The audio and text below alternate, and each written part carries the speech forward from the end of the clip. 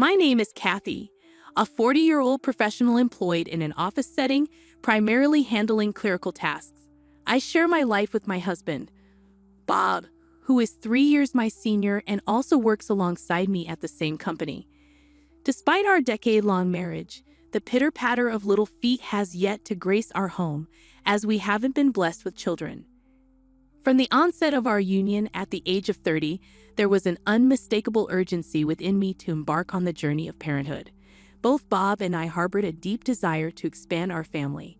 While the ticking of the biological clock is less pressing for men like Bob, I couldn't shake the feeling that my window of opportunity was closing by the time I reached 35. Physically, I'm not particularly robust, and I yearned to navigate the trials of childbirth and raising a child while I still possessed ample energy. Yet, despite our fervent wishes, reality hasn't aligned with our hopes. We embarked on the quest to conceive immediately after exchanging vows. But alas, the telltale signs of pregnancy remained elusive. So, we made the decision to undergo testing at an obstetrics and gynecology clinic. The results revealed some challenges on my end that made conception difficult. It wasn't a definitive no, but the odds were stacked against us, and the road ahead appeared steep. Bob, understandably disheartened, voiced his disappointment, questioning his ability to become a father. Witnessing his anguish, I found myself at a loss for words. Despite the discouraging prognosis, we persisted, clinging to a glimmer of hope. Yet, despite our efforts, the stork never visited our doorstep. I attempted to uplift Bob's spirits, reminding him that our life together was still rich and meaningful, even without children. He nodded in agreement, resigned to the situation, murmuring words of acceptance. However, over time, I noticed a shift in Bob's demeanor. Casual encounters with families strolling in the town or visiting colleagues with children triggered a noticeable change in him. He would wistfully muse about the joys of parenthood, expressing a longing tinged with envy. I couldn't shake the feeling that deep down he couldn't reconcile himself to the idea of foregoing fatherhood, and this realization left me unsettled. Gradually, Bob's demeanor towards me began to cool. During our attempts to conceive, he had been actively involved in household chores, cautioning me against overexertion for fear it might hinder our chances of pregnancy. He had always been the first to offer, "Let me handle that," whenever there was heavy lifting required, and his caring nature made him a thoughtful husband. On weekends, he willingly assumed the household responsibilities, insisting, "I'll manage these since you handle them during the week." However, once the reality of our infertility set in, his attitude underwent a drastic change. "I'm exhausted, and isn't household work traditionally a wife's duty?" With this declaration, he resigned himself to idleness on weekends, spending his time either dozing off or glued to his smartphone. Suddenly burdened with additional chores, I found my health beginning to falter. When I fell ill with a fever or stomachache, his response became callous. "Figure it out yourself," he'd retort, showing no inclination to lend a helping hand. I remained silent in response. After all, it was undeniable that my infertility was a significant factor in our struggles to conceive. Contemplating the possibility of divorce weighed heavily on my mind, particularly at a time when I believed our relationship was on a positive trajectory. Then, unexpectedly, a change occurred in our circumstances. Bob received a transfer offer, a significant career opportunity at one of the company's affiliated branches. The catch was that it required relocation across state lines. Naturally, I assumed we would relocate together, but to my surprise, Bob suggested otherwise. "You don't have to come. I'll manage on my own." His words prompted me to pause and reflect. Perhaps his distant and indifferent behavior towards me stemmed from the frustration of our infertility. Perhaps a temporary separation would offer him the space to process his emotions, and in turn, paved the way for the restoration of our harmonious relationship. Agreeing to his proposal, I bid him farewell as he embarked on his new journey. His visits home became infrequent, occurring only once a month. Even during these brief reunions, he would swiftly declare his need to return, citing pressing obligations. It became a familiar pattern, but each time Bob returned home, even if just for a brief visit, it brought me a sense of happiness. I reasoned that if he truly harbored disdain for me, he wouldn't bother coming back at all. Yet, in the wake of his solo relocation, Bob underwent a gradual transformation. Initially unchanged, he gradually softened. He started surprising me with souvenirs, expressing, "I got something for you. Enjoy." He even made time to accompany me on shopping trips, despite his busy schedule. His concern for my well-being was evident as he regularly checked in, asking, "Is there anything on your mind?" As Bob's initial one-year assignment stretched into 2 years due to project delays, a noticeable shift occurred. He ceased making any allusions to our inability to conceive. Instead, when encountering families with children, he remarked, "Though we couldn't have children, I've come to terms with it." His acceptance brought me a sense of relief. 2 years later, as his assignment concluded, Bob returned home. "Welcome back. You must be exhausted. I've missed you. Finally, we can resume our life together." With a semblance of tranquility, we resumed cohabiting, but our peaceful routine was swiftly disrupted. Upon his return, Bob broached a startling topic. "There's a young relative in my family who recently had a baby out of wedlock. She's unable to care for the child on her own due to her youth. Would you consider adopting the baby?" His proposition caught me off guard. Stunned by the suddenness of his suggestion, I queried, "What's prompted this?" His response was candid. "Given our struggles with conception, I propose we adopt and raise this child as our own." Overwhelmed by the gravity of his proposal, I requested time to mull it over. The conversation was left hanging as I grappled with the unexpected turn of events. Yet a nagging feeling gnawed at me regarding the veracity of his account. His family resided a considerable distance away, and our interactions with his relatives were sparse at best. Our relationship with them was so distant that annual Christmas cards constituted the extent of our communication. Having skipped a formal wedding ceremony, my acquaintance with Bob's relatives remained limited. Reluctantly entertaining the notion of adopting a child from a virtual stranger, I expressed my reservations to Bob. "Could I meet the child's parents? I'd like to understand who they are," I ventured. His response was unexpectedly firm. "Why does it matter? Why are you so fixated on that?" In my view, knowing the child's background and the reasons behind the decision to relinquish parental responsibility was crucial. I pressed Bob for details, only to be met with resistance. "The father ran away, I heard. Stop prying into their affairs," he snapped, visibly agitated by my inquiries. Feeling a sense of incredulity and frustration, I couldn't help but voice my concerns. Taking in a child from complete strangers isn't a decision to be made lightly, I countered sharply. His reaction was swift and startling. "Enough. If you're not on board with this, then it's over between us. Leave right now." His words rang out, revealing a stark truth.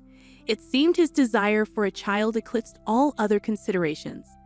I began to feel as though my presence was inconsequential to him, a belief that slowly solidified within me.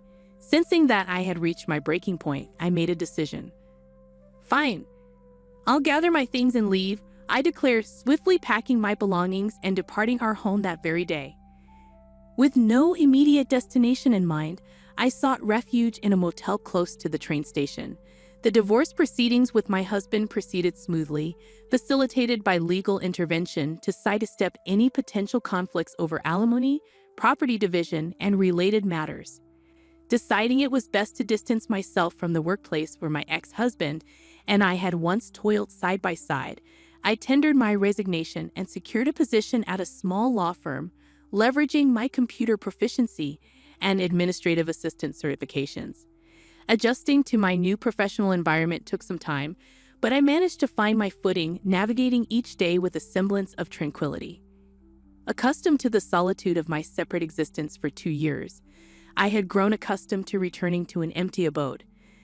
Then, one fateful day, approximately a year into my newfound independence, my ex-husband unexpectedly appeared at my workplace, cradling a small child in his arms. His surprise at encountering me was palpable as he exclaimed, "What are you doing here?" "Why wouldn't I be here? I work here. It's rather evident, isn't it?" I replied, puzzled by his reaction. His complexion drained of color at my response. Intrigued by the child he cradled, I guided him to my supervising attorney's office.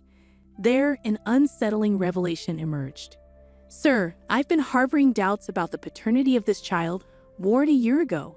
The resemblance is non-existent, and I question whether the child is truly mine," he confessed. The supervising attorney, adopting a pragmatic stance, inquired, "If the child isn't yours, what course of action do you intend to pursue?" "Divorce, naturally," he affirmed. "Legally, disputing paternity must occur within a year of the child's birth. Even if a DNA test confirms your suspicions, you may still be liable for child support," the attorney clarified. "What? Surely you jest," he retorted incredulously. "I assure you I'm not. There are legal precedents set by the Supreme Court," the attorney maintained. As I recorded their exchange as a clerk, the pieces of the puzzle began to fall into place. It became apparent that he had engaged in infidelity during our marriage, resulting in the birth of a child. Considering the timeline of events, the child was conceived around a year after he had embarked on a business trip. As the pieces of the puzzle began to fall into place, I couldn't shake the realization that his recent kindness might have stemmed from a sense of guilt. It appeared that his current wife was a former colleague of mine, and each time he interacted with her, his gaze would inadvertently shift towards me, his expression betraying a hint of pallor. Given the circumstances, it was only natural. After all, his ex-wife, the woman he had attempted to leave with the child born of his affair just a year prior, was right there before him. In the end, he reluctantly conceded, "Very well, I'll undergo a DNA test and then reassess the situation." With those words, he departed, his demeanor subdued. Later that day, I confided in my lawyer, Mr. Williams, regarding my divorce from the previous year, which coincided with my ex-husband's unexpected return. Surprised by the revelation, Mr. Williams offered invaluable insight. "You're aware that you can seek alimony for infidelity within 2 years of its discovery. What are your intentions?" he inquired. Without hesitation, I affirmed, "Certainly, I intend to pursue it, from both him and his mistress." "Then let's initiate the necessary procedures without delay. Thank you for your trust," Mr. Williams concluded, setting the wheels in motion for what lay ahead. Ultimately, through the legal expertise of my lawyer, Mr. Williams, I successfully pursued alimony from both my ex-husband and his current wife, who had been his mistress during our marriage. To prevent any attempts at evasion, I ensured the alimony claim was delivered not only to their residences, but also to their workplaces and his in-laws' residence. Shortly thereafter, I received a call from my ex-husband. "What's the meaning of this claim?" he demanded. "It's an alimony claim for your infidelity. We're already divorced, but that doesn't exempt you from your obligations." I replied firmly, "That's absurd. There's no way I'm paying alimony," he retorted. "Actually, you can claim alimony for infidelity within 2 years of its discovery. Considering our divorce was just a year ago, your infidelity falls well within that time frame," I explained calmly. Suddenly, a woman's unfamiliar voice interjected, instructing him to alter his tone, and she took over the call. "What's the meaning of this claim?" she demanded sharply. Caught off guard by her abrupt intervention, I inquired, "May I ask who I'm speaking with?" "I'm his wife," she declared. In the face of her unexpected demand, I remained steadfast. "You're both legally liable for this claim. It's not negotiable." "It's only fair to seek alimony when I've been wronged," I asserted. "Listen, he told me he was single. I had no idea he was married when we started seeing each other," she defended. "I'm not interested in your excuses. Regardless of whether he lied about his marital status, the fact remains that you had an affair with my husband. I'm entitled to compensation, and our child will require financial support as they grow," I responded firmly. "But we can't afford to pay such a hefty sum of $40,000, she protested. "That's not my concern. You both have jobs, and he holds a respectable position. I don't believe finances should be an issue," I retorted. "You should know that because of that claim, he was demoted and received a pay cut. I was also downgraded from a full-time employee to a part-time one, resulting in a decrease in my income," she countered. "We simply can't afford such a hefty amount," she exclaimed in a state of panic. "In that case, Perhaps you should ask your parents to cover it. I will relent, I insisted firmly. I refused to pay a single cent, she shouted, and her husband returned to the phone. My wife pleaded, we're going to face severe financial difficulties. Could you please reconsider dropping the claim? No, I won't drop it under any circumstances. On another note, I have something to share, I interjected. What is it? He inquired. Do you recall the fertility test we underwent a few years back? I prompted. Yes, I do, although it turned out that I had an issue. Wait, are you saying I had a problem too? He exclaimed in disbelief. Yes, that's correct. Both of us were diagnosed with issues, but I chose not to disclose it at the time because I didn't want to upset you. I still have the test results. Would you like me to send them to you? I offered. It's a lie. It's all lies, he muttered, likely overwhelmed by the revelation. The shock seemed to have left him unable to process anything else. To be honest, when we had our fertility tests, the doctor did identify a significant issue on my end. However, it wasn't just me facing challenges. Bob had his own issues too. The doctor made it clear to me both of you are facing difficulties, so conceiving may prove to be a challenge. Kathy, this isn't solely your problem. Upon learning about my issue, Bob was so stunned that he abruptly left the doctor's office before hearing the full explanation. Initially, I intended to keep this revelation to myself, but I realized there was no reason to continue hiding it, so I disclosed the truth to him. Just now, he muttered, clearly struggling to process the information. Sensing his agitation, I decided to end the conversation. Let's leave it at that. I have things to attend to, I said before ending the call. Subsequently, I managed to secure a total of $20,000 from each of them for emotional distress, totaling $40,000. While she was reluctant to pay, it seems Bob assumed the entire financial burden. Later, it came to light that Bob had arranged for a DNA test for the child. As feared, the results confirmed that the child was not his. It seems that Bob is contemplating divorcing his wife, but the prospect of paying child support and emotional distress compensation to her has left him financially constrained. Consequently, he feels compelled to maintain his reluctant marriage with his current wife, who was his former affair partner. His recent demotion further restricts his financial flexibility. Surprisingly, the reason he wanted me to raise his child with his affair partner is because she is known to be quite strong-willed.